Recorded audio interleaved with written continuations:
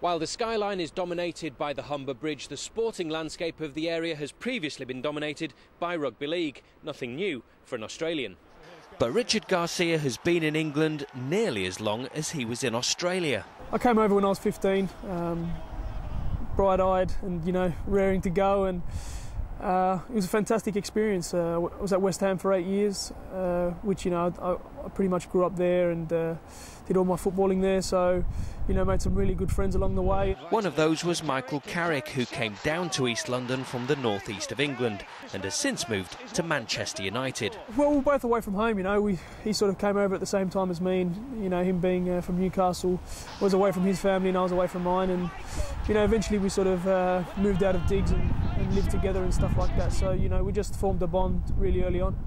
Garcia missed much of last season through injury, and his whole side suffered relegation from the Premier League. I think it was really, really hard. I think a lot of the guys were feeling the pressure mounting.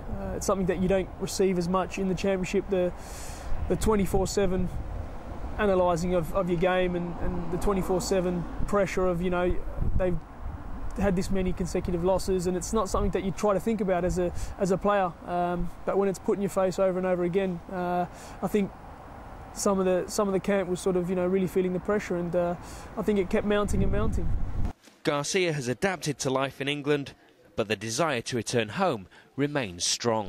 It's really good, it's good to catch up with the guys again that you see not every day, which is, and it's good to see Aussies, normally you're with your respective nationality, country, whatever, the players that are there, but, it's good to catch up with a bunch of Aussie guys and get together and play some football. How was the World Cup for you?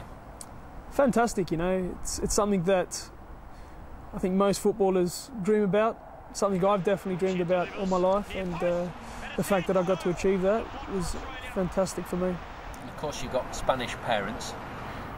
Spanish heritage, certainly. Was Spain winning the World Cup a second best? Yeah, it had to be in the end. I would have liked to do, would have liked to have done a little bit better with Australia, but it wasn't to be, and having to go back home and watch Spain go and do it was sort of bittersweet.